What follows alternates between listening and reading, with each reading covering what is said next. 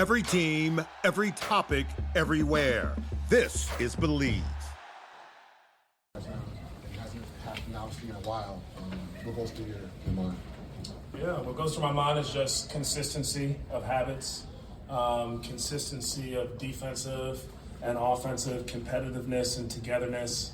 It's really just like the Hornets DNA. I think through and through, we found a lot of different ways to have to win games.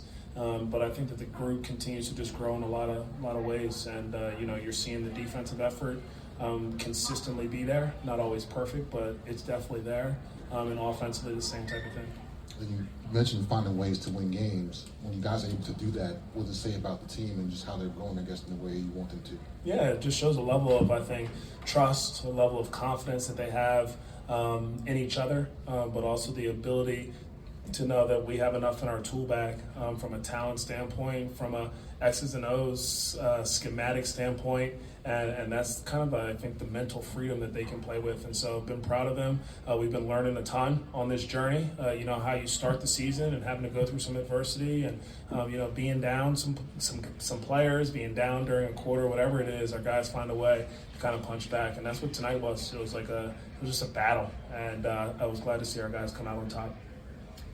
To start the year 4-14, and then since Christmas have the #1 net rating in the league, to like flip that extremely, I guess. What happened there for those who haven't been around your team every day? Like what flipped? Yeah, I would say, getting some guys back healthy definitely helped during that stretch. But even the guys that were playing when we weren't healthy, we're building the right habits. And then when the guys come back, our daily process is pretty elite, and it's a testament to our players, a testament to everyone in the organization, all the hard work that they put in, and everyone just continue to trust in that and get better. The mindset hasn't changed, and it doesn't change after a win or after a loss. And our guys just continue to kind of build that resilient mindset, that consistent competitor mindset.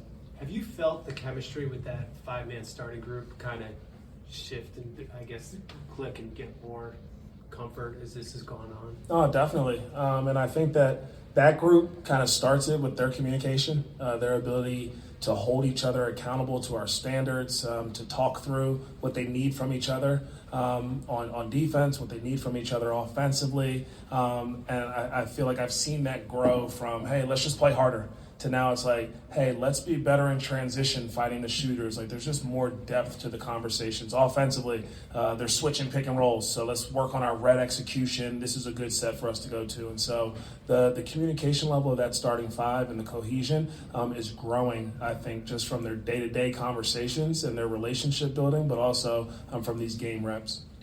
I want to ask you one other thing, because your oldest player now is Miles, who is 27.